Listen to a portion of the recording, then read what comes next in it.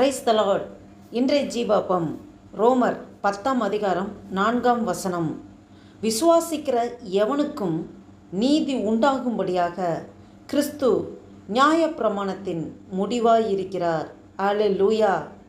பாருங்க, விசுவாசிக்கிற எவனுக்கும் நீதி உண்டாகும்படியாக கிறிஸ்து நியாயப்பிரமாணத்தின் முடிவாயிருக்கிறார். பாருங்க, மோசே இருந்த காலத்தில் நியாயப்பிரமாணத்தை ஆண்டவர் கொடுத்தார். அந்த இஸ்ரேல் ஜனங்களுக்காக கொடுக்கப்பட்டது நியாயப்பிரமாணம். அந்த நியாயப்பிரமாணத்தின்படி தான் அவங்க ஃபாலோ பண்ணணும்னு நினச்சாங்க. ஆனால் யாராலுமே அந்த நியாயப்பிரமாணத்தை முழுமையாக ஃபாலோ பண்ண முடியல.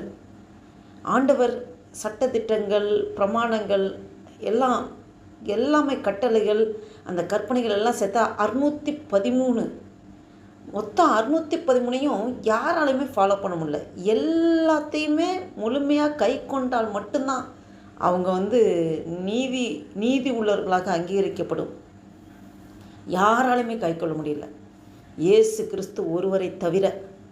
இயேசு கிறிஸ்து இந்த பூமிக்கு பரலோகத்தில் இருந்த தேவன், வார்த்தையாகிய தேவன் நம்மீது வைத்த அன்பின் நிமித்தமாக அவர் இந்த மண்ணுலகிற்கு வார்த்தை மாம்சமாகி அவர் இந்த பூமியிலே மனிதனாக வந்து 33 வருடங்கள் வாழ்கிற காலங்களில் அந்த நியாய பிரமாணத்தை முழுமையாக கை கொண்டவர் இயேசு கிறிஸ்து ஒருவரே. அவர் சிலுவையிலே தன்னையே ஜீவபலியாக ஒப்பு கொடுக்கும்போது அந்த நியாய பிரமாணத்தின் முடிவாக இருக்கிறார். அவரே துவக்கமும் அவரே முடிவுமாக இருக்கிறார். நான் நியாயப்பிரமாணத்தை அழிக்கிறதுக்கு வந்தேன் என்று எண்ணிக்கொள்ளாதீர்கள். நியாயப்பிரமாணத்துக்கு அழிப்பதற்கல்ல, நான் அதை நிறைவேற்றுவதற்கே வந்தேன் என்று ஆண்டவர் இயேசு கிறிஸ்து சொல்கிறார். அப்போ நியாயப்பிரமாணத்தின் முடிவாக இருக்கிறார் என்று சொல்லப்பட்டிருக்கிறது. ஆனால் வேதத்தில் இன்னொரு பகுதியில் நியாயப்பிரமாணத்தை நிறைவேற்றுவதற்கே வந்தேன் என்று சொல்லுகிறார். ஆம், என் தேவ பிள்ளைகளே, நியாயப்பிரமாணத்தில் 613 கட்டளைகளை யாருமே கை கொள்ள முடியாதனால் ஆண்டவர் இந்த ஆவியின் பிரமாணமாகிய இயேசு கிறிஸ்து அவர் தன்னையே ஜீவபலியாக சிலுவையில் ஒப்பு கொடுத்து ஆவியின் பிரமாணமாக அப்படியே அந்த நியாயப்பிரமாணத்தை முழுமையாக சுருக்கி அன்பே பிரதானம் என்று சொல்லி, உன் தேவனாகிய கர்த்தரிடத்தில் உன் முழு இருதயத்தோடும், உன் முழு ஆத்துமோடும், உன் முழு பலத்தோடு, உன் முழு நம்பிக்கையோடு தேவனிடத்தில் அன்பு கூற கடவா என்று சொல்லி பிரதான கற்பனையாக முதலாம் கற்பனை கொடுக்கிறார். 2வது கற்பனையாக உன்னிடத்தில் நீ அன்பு கூறுவது போல பிறனிடத்தில் அன்பு கூறுவாயாக என்று சொல்லி 2வது கற்பனை கொடுக்கிறார். இந்த 2 பிரமாணத்திலேயே நியாயப்பிரமாணம் முழுவதும் நிறைவேற்றுகிறதா இருக்கிறது என்று சொல்லப்பட்டிருக்கிறது. ஆமென். அன்பு தேவ பிள்ளைகளே, அன்பே பிரதானம். அன்பு சகலத்தையும் தாங்கும், சகலத்தையும் சகிக்கும், சகலத்தையும் நம்பும், விசுவாசிக்கும். அன்புக்கு போட்டி இருக்காது, பொறாமை இருக்காது. அன்பு இருமாப்பாக இருக்காது, தன்னலம் கருதாது. அன்பு எல்லாத்தையும் மன்னிக்கிற சுபாவம் உள்ளது. பாருங்கள், அந்த அன்பு தான் ஆண்டவர் எதிர்பார்க்கிறார். விசுவாசிக்கிற எவனுக்கும் நீதி உண்டாகும்படியாக கிறிஸ்து நியாயப்பிரமாணத்தின் முடிவாக இருக்கிறார்.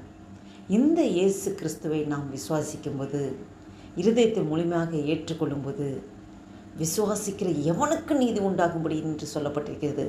விசுவாசிக்கிறவன் விசுவாசத்தினாலே நீதிமான் பிழைப்பான். விசுவாசிக்கும்போது நாம் நீதிமான்களாக்கப்படுகிறோம். நாம் இயேசு கிறிஸ்துவை விசுவாசிக்கும்போது நாம் விசுவாசிக்கிற எல்லாரும் நீதிமான்கள் தான்.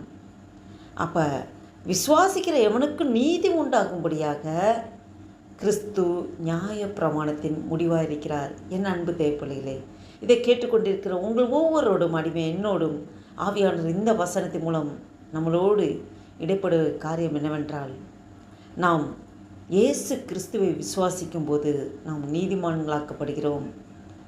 ஆண்டவர் நமக்கு ஆவியின் பிரமாணத்தை கொடுத்திருக்கிறார். அன்பே பிரதானம் என்று சொல்லியிருக்கிறார்.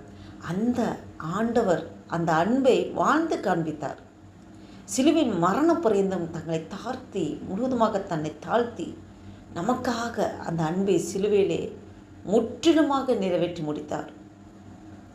நாம் இயேசு கிறிஸ்து வழியிலே அவரோட அடிச்சூடுகளை பின்பற்றி செல்கிற நாம் ஆண்டவர் இயேசு கிறிஸ்து காண்பித்த வழியில் நாமும் நடப்போமா?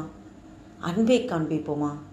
அன்பு தேவனிடத்தில் நாம் எப்படி முழு இருதயத்தோடு அன்பு கூறுகிறோமோ அதுபோல் உன்னிடத்தில் அன்பு கூறுவது போல பிறனிடத்திலும் அன்பு கூறும்படியாக நம்மளோடு கூட வேலை செய்கிறவர்கள், நம்மளோடு குடும்பத்தில் இருக்கிறவர்கள், நம்மளோட உற்றார் உறவினர்கள், நண்பர்கள், இன்னும் வேலை ஸ்தலத்தில் இன்னும் நாம் நிறையா பிளேஸுக்கு நம்ம செல்வோம்.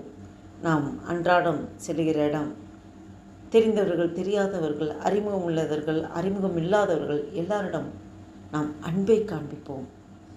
அன்பை காண்பிக்கும்போது கிறிஸ்துவே நாம் வெளிப்படுத்துவர்களாக இருப்போம்.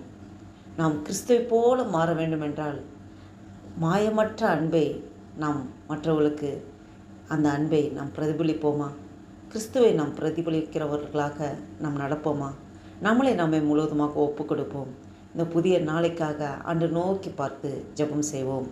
அன்பும் இரக்கம் நிறைந்த பரம தகப்பனே, நன்றியோடு துதிக்கிறோம் ஐயா, ஸ்தோத்திரிக்க கர்த்தாவே. அப்பா, இந்த அருமையான நாளைக்கு நன்றி செலுத்துகிறோம் ஆண்டவரே. அப்பா, இந்த மட்டும் எங்களுக்கு ஜீவன், சுகம், பலன், ஆரோக்கியத்தை தந்து நடத்தி வருகிற கிருபைக்காய் கொடான கொடி ஸ்தோத்திரம் ஐயா. விசேஷமாக ஒரு புதிய நாளைக்கான கிருபை செய்கிறேன். நன்றி தகப்பனே. இந்த 2025 வருடத்தின் ஜூலை மாதத்தின் ஆண்டவரே 29ஆம் தேதியை காண கிருபை செய்த தேவனே, உமக்கு கொடான கொடி ஸ்தோத்திரம் ஐயா. நன்றி அப்பா. அப்பா, அந்த பூமியிலே நாங்கள் வாழும்போது அப்பா உம்மை போல அப்பா எங்களை நீங்கள் அப்படி மாற்றுங்கப்பா ஆண்டவரே. நாங்கள் ஒப்பு கொடுக்குறோம் ஆண்டவரே. அப்பா, எங்களுடைய இருதயம், சிந்தைகள், செயல்பாடுகள் எல்லாம் உம்மை போல மாற வேண்டும் ஆண்டவரே. இந்த பூமியில் அதற்காக தான் நீங்கள் வாழ்நாட்களில் நீங்கள் கூட்டி கொடுக்குறீங்க ஆண்டவரே. அப்பா, உம்மை போல மாறணும். உம்மை போல, உம்முடைய சுபாத்தை போல ஆண்டவரே. அப்பா, உம்முடைய சாயலின்படி, உம்முடைய ரூபத்தின்படி எங்களை படைத்திருக்கிற ஆண்டவரே. அதை உணர்ந்தவர்களாக ஆண்டவரே நாங்கள் ஒவ்வொரு நாளும் அதன்படி செயல்பட கிருபை தருகிறதுக்காக நன்றி செலுத்துகிறோம் அப்பா. எசப்பா, உண்மை முழுமையாக விசுவாசிக்கிற ஆண்டவரே. விசுவாசிக்கிறவர்கள் எல்லாரையும் நீ நீதிமான்களாக மாற்றியிருக்கிறீர் ஆண்டவரே. நன்றி தகப்பனே, நன்றி தகப்பனே. அப்பா, தகுதியில்லாத எங்கள் ஒவ்வொருவரையும் நீங்கள் தகுதிப்படுத்துகிற கிருபைக்காய் ஸ்தோத்திரம். இந்த வீடியோவை கேட்டுக்கொண்டிருக்க, பார்த்து கொண்டிருக்க ஒவ்வொருவரும் நீங்கள் ஆசீர்வதிங்கப்பா. ஒரு புதிய நாளைக்கான கிருபை செய்தரே. நன்றி தகப்பனே. இந்த மட்டும் ஜீவன் தந்து எங்களை வழிநடத்தி வருகிற தேவனே, உங்களுக்கு நன்றி அப்பா. ஆண்டவரே, இந்த நாளைக்கு விரோதமாக, இந்த ஜெபத்துக்கு விரோதமாக, எங்கள் ஒவ்வொருக்கு விரோதமாக செயல்பட்டுகிற எல்லா சத்துருவின் கிரைகளை நசனாக இயேசு கிறிஸ்துவின் வல்லமையில நாமத்தினாலே கட்டிந்து துரத்தி அப்புறப்படுத்துகிறேன். அல்லேலூயா. நன்றி இயேசுவே. உடைய நாமம் ஒன்றே மகிமைப்படட்டும் ஐயா. சமாதான தேவன், சமாதானமாக எங்களை வழிநடத்துக்காய் ஸ்தோத்திரம் அப்பா. எந்த பாடுகளோ, உபத்திரங்களோ, நிந்தைகளோ, நெருக்கங்களோ எது வந்தாலும் அதை எங்களுக்கு ஆசீர்வாதமாக நீங்கள் மாற்றி தருகிறதுக்காய் நன்றி செலுத்துகிறோம் ஐயா. நன்றி அப்பா. உமக்கே துதி கன மகிமையெல்லாம் செலுத்துகிறோம். இயேசு கிறிஸ்துவின் நாமத்தினால ஜெபிக்கிறோம் ஜீவனுள்ள எங்கள் நல்ல பிதாவே. ஆமேன், ஆமேன்.